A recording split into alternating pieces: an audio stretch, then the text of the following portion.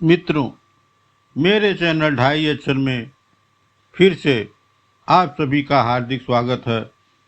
मित्रों, पिछली वीडियो में मैंने कबीर ग्रंथावली के जहड़ा के अंग की कुछ साखी लेकर आया था, जिसमें हमने जहड़ा के अंग के अध्याय के बारे में भी विस्तार से वर्णन किया है कि इसका अर्थ क्या होता है। मित्रों, आज के वीडियो में जहड़ा के अंग में कुल 5 साखी है, जिसमें 4 साखी का हम विस्तार से यहाँ उसका वर्णन करेंगे, उसके अर्थ को समझने की कोशिश करेंगे।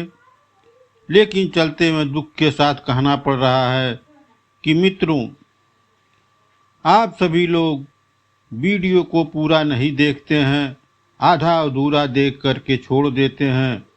ऐसा करने से कोई फ़ायदा नहीं है। आप जो है फालतू वीडियो देख करके किसी काम का नहीं है, उसमें समय अपना ख़त्म कर देते हैं, और जो सत्य है, जो सच्चाई है, उसके वीडियो देखने में आपके पास 7 मिनट 8 मिनट का समय नहीं है। मित्रों, मैं आग्रह करता हूँ, निवेदन करता हूँ, प्रार्थना करता हूँ कि इस वीडियो को, मेरे चैनल को, जितने भी वीडियो हैं, सभी वीडियो जो है बहुत ही महत्वपूर्ण है, जो कि आपके जीवन को सफल बनाने में भरपूर मदद करेंगे। मित्रों, देर न करते हुए हम आज का यह वीडियो शुरू करते हैं, जिसमें इस वीडियो में पहला दोहा साखी इस प्रकार है। दीठा है तो कस कहूँ, कहाँ न कोई पतियाए, हरि जैसा है तैसा रही, तू हरस हरस गुड़ गाय। इस साखी का अर्थ है मित्रों, बहुत ही मार्मिक अर्थ है। सदगुरु कबीर साहब कहते हैं कि इस साखी के माध्यम से उन्होंने स्पष्ट कर दिया कि परम ब्रह्म परमात्मा के बारे में ज़्यादा सोचने की ज़रूरत नहीं है। और यदि मैं यह कहूँ कि परम ब्रह्म परमात्मा को अपनी ज्ञान की दृष्टि से देखा हूँ, और मैं परमात्मा के रूप का वर्णन करूँ, या मैं परमात्मा के रूप का विस्तार करूँ या वर्णन करने का प्रयास करूँ, लेकिन फिर भी उसमें कोई न कोई कमी रह ही जाएगी। मैं अपनी वाणी से परमात्मा की अनुभूति का एकदम सटीक वर्णन नहीं कर सकता। ऐसी स्थिति में मेरी बात को सुनने वाला कोई नहीं है, और न कोई मेरे इस कथन पर जल्द ही जल्द विश्वास भी कर लेगा। सदगुरु कबीर साहब कहते हैं, मेरा तो यही आग्रह है, मेरा तो यही निवेदन है कि परम ब्रह्म परमात्मा, मेरे भगवान जैसे हैं वैसे ही रहने दो। तुम खुश और प्रसन्न रहकर परमात्मा का भजन करो, परमात्मा का गुणगान करो।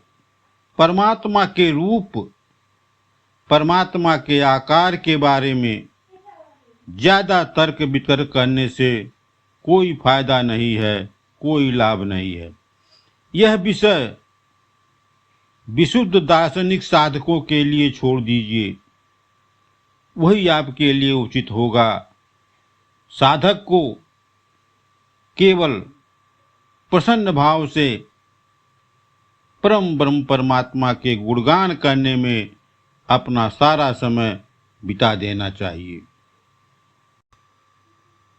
मित्रों, इस वीडियो की दूसरी साखी जो इस प्रकार है। ऐसा अद्भुत जिन कथे, अद्भुत राखी लुकाई, वेद पुरानी गम नहीं, कहाँ न कोई पतियाई। मित्रों, इस साखी का अर्थ है, सदगुरु कबीर साहब कहते हैं कि परम ब्रह्म परमात्मा के अद्भुत स्वरूप के बारे में कुछ भी कहना ठीक नहीं। ऐसे रहस्य को रहस्य ही रहने दो, क्योंकि उसे हृदय से अनुभूति तक ही सीमित रखो और गोपनीय रखो। जिस रहस्य को वेद और कुरान भी वहां तक नहीं पहुंच सके, ऐसे कथन के बारे में कही गई बातों पर कोई विश्वास नहीं कर सकता। इसलिए तुम परम ब्रह्म परमात्मा के बारे में जो भी कहोगे, उस पर लोग तुम्हारी कही गई बातों पर विश्वास नहीं करेंगे। और जब आपकी कही गई बातों पर कोई विश्वास न करे, तो वहाँ जो है ऐसी बात करने का कोई लाभ नहीं है। मित्रों, इस वीडियो की तीसरी साखी जो इस प्रकार है, कर्ता की गति अगम है, तू चली अपनो उर्मान, धीरे धीरे पाँव दे पहुँचेंगे परवान। मित्रों, इस साखी का अर्थ है, सदगुरु कबीर साहब कहते हैं कि परमात्मा की गति बहुत ही तीव्र है, बहुत ही तेज है, और उसकी माया को पहचान पाना आम लोगों के बस की बात नहीं। फिर भी तुम अपने हृदय के अंदर अनुमान के आधार पर साधना पथ पर धीरे धीरे बढ़ते रहो, और आत्मदर्शन से ही परमात्मा को समझा जा सकता है। एक दिन ऐसा आएगा, तुम खुद किसी प्रमाण या निश्चय पर पहुंच जाओगे। सदगुरु कबीर साहब के कहने का मतलब यह है कि किसी दूसरे के कहने पर कि परमात्मा कैसे हैं, परमात्मा वैसे हैं, कोई फायदा नहीं। किसी के कहने पर ज्ञान लेने के बाद कोई साधना करना उचित नहीं होगा। आप अपने आंतरिक अनुमान के आधार पर प्रामाणिक तथा विश्वसनीय स्थिति तक पहुंचने के कामयाब हो सकते हैं, अगर आप ऐसा करते हैं तो। मित्रों, इस वीडियो की अंतिम साखी जो इस प्रकार है, पहुंचेंगे तब कहेंगे, उमड़ेंगे उस ठाही, अजहू बेरा संबंध में बोल बिगोचे काई।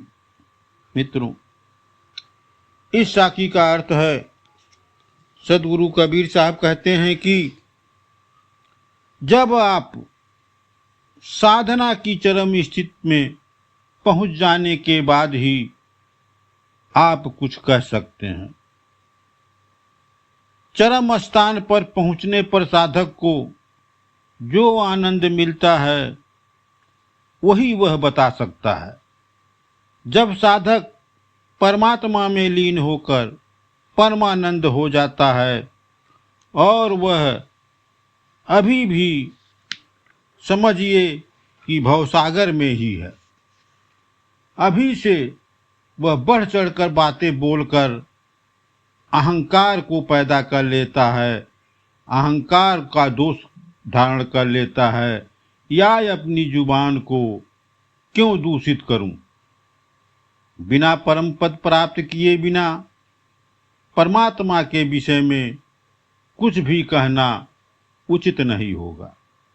यह केवल संशय और उलझन को ही जन्म देंगे, उलझन ही पैदा करेंगे, और इससे कोई मतलब नहीं है। मित्रों, आज जो है जीर्णा के अंग का अध्याय समाप्त हो रहा है। अगर वीडियो आपको अच्छा लगता हो, आप आध्यात्मिक हो, भगवान के भक्त हो, तो वीडियो को सब्सक्राइब करिए, लाइक करिए, शेयर करिए, ताकि आने वाली वीडियो आपके पास फौरन पहुँचे। मित्रों, वीडियो देखने के लिए धन्यवाद।